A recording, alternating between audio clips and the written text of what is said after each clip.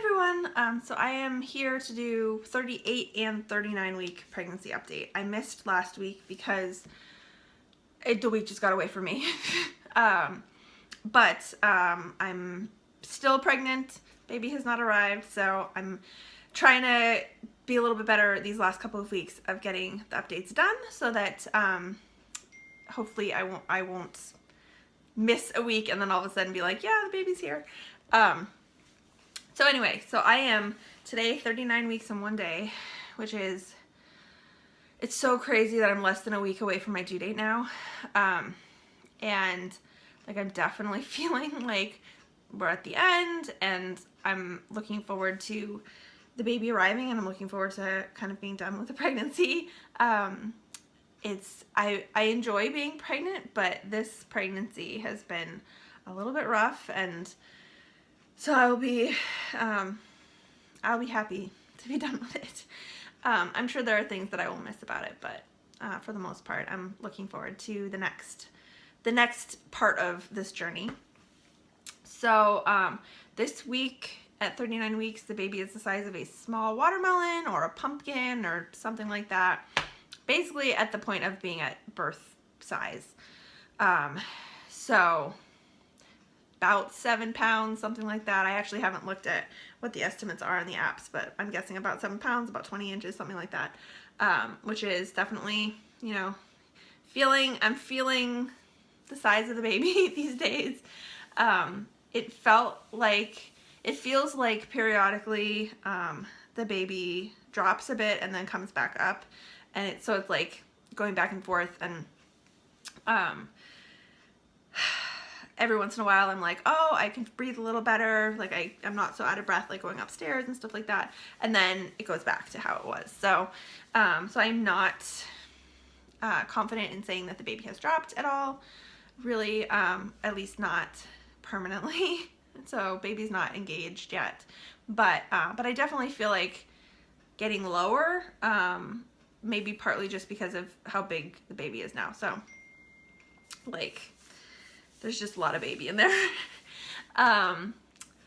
Let's see, as far as how last week and this week have been, I forgot to mention in my last update, my 37-week update, that I switched from the Lovenox shots, blood thinner that I was on, to heparin, which happens at the end of pregnancy. You switch because the Lovenox is longer acting. You only need 1 shot a day, but it's longer acting.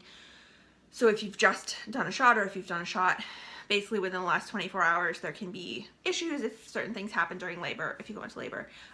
With the heparin, it's shorter acting, so you do 2 shots a day, but it's shorter acting, so like it gets out of your system faster, and they're able to reverse it if they needed to. So like if I had done, if I had a dose too recently and they needed to do an emergency C-section or something, they would be able to reverse the effects of it and thicken up my blood, I guess. So that happens towards the end of pregnancy, just to kind of make sure that everything is set up the best that it can be. And as soon as I feel like I'm going into labor, I will stop those shots until after baby's born, and then I'll be on Lovenox once a day for 6 weeks postpartum is the plan, and that's what I did with my first pregnancy too. So symptom wise, I've been the last couple of days really exhausted, just feeling super drained. I don't know if it's because I've been staying up too late. I've been trying to get stuff done. Like I feel like I still have a to-do list that I really just need to like get done what's on it. And I'm struggling a little bit to actually like feel like I'm accomplishing things and getting things done. So like yesterday morning, maybe, I like fell asleep on the couch. We were watching a movie and I just fell asleep on the couch, and I'm just feeling like really drained and tired. And so I'm hoping that like if I take it easy for a couple of days, I'll rebound a little bit and feel a little bit more energetic and be able to get a little bit more done. I'm also, like, I'm struggling with whether to rest or to try to get stuff done. So it's a balancing act, and whatever, it'll be fine no matter what. But I do want to try to take advantage of being able to rest when I can right now, because that's not going to be the case for too much longer. Otherwise, I'm still having, like, I'm having some heartburn and stuff like that, but it's not too bad. Just feeling kind of the same as I have been. Nothing really new popping up. My ankle is still kind of where it's been. It's not really painful, but it's still kind of stiff. But at the same time, it's not causing a lot of issues. So for the most part, I'm able to kind of forget about it every once in a while. If I've been on my feet for too long, both of my feet actually start hurting quite a bit. So I have to stop and kind of put them up and take a break. But and my left ankle and foot definitely kind of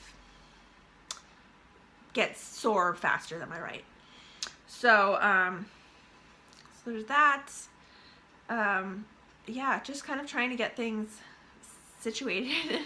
My parents came up this past weekend, and we went on Saturday for the hospital tour, which was way more than just a hospital tour, and way more than what we needed, and way more than I think probably anyone, even first-time parents, needed.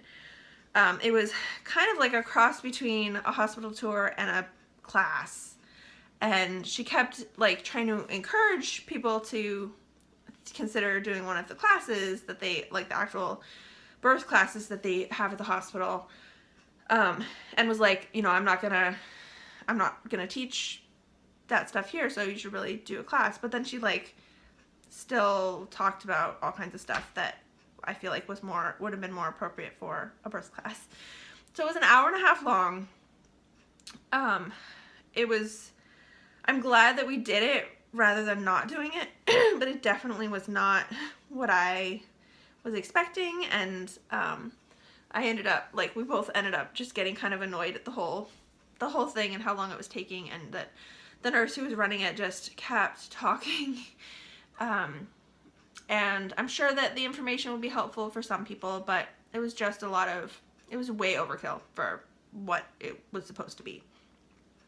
So anyway, but we got to see the hospital, we got to see a labor and delivery room, and see like where we need to park and where we go in and all of that kind of stuff. So it's nice to know that and be a little bit more familiar with that, because we had not been to the hospital before. So all of that is good.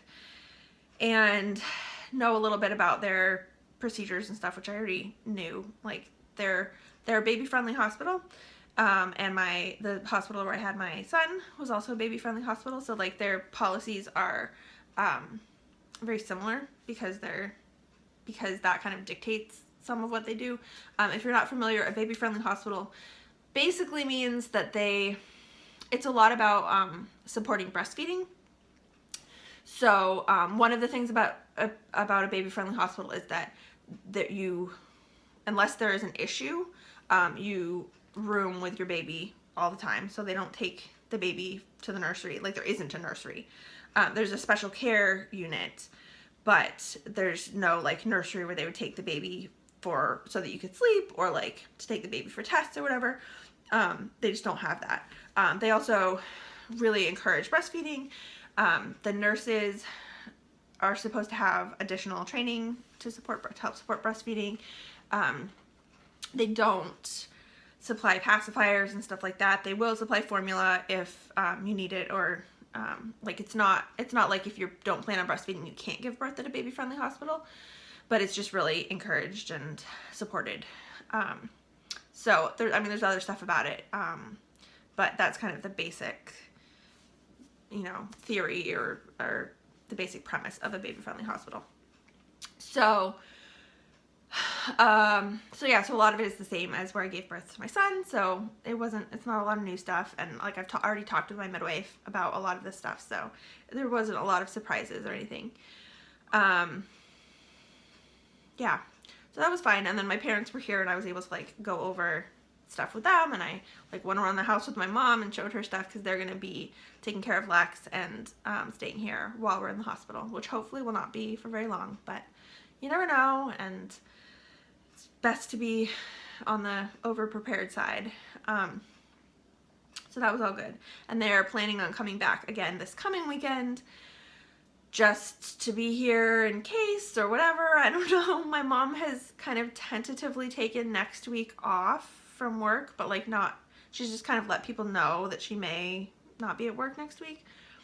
And I feel like that's setting us up for the baby being stubborn and not coming for another, you know, week or more after my due date. So we'll see. I don't really have any feeling or inkling about when things are gonna get started. Like every once in a while I'll feel something or something will happen or whatever, and I'm like, oh, maybe it'll be soon, and then I lose that sense. So I really have no clue. I'm still thinking March, but we'll see.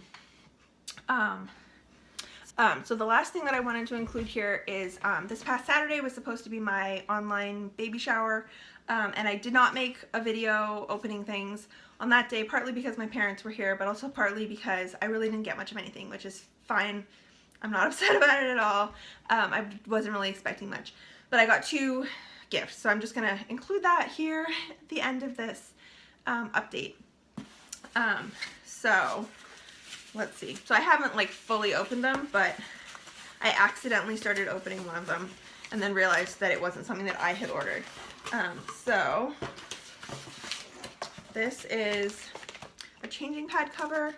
It's a cute, oh, I don't know if you can see that. It's a cute owl changing pad cover. And this is from Lisa Marie. So excited for you to add baby number 2 to your family. Sending love and prayers, Lisa Marie.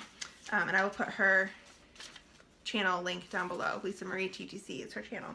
And then the other gift, which I'm fairly confident is also from Lisa, is an actual changing pad, which I can tell from the box. I haven't opened it yet, but I can tell from the box. And actually, I should have like pre-opened this or something. I'm not sure if there's a note in here or, yeah.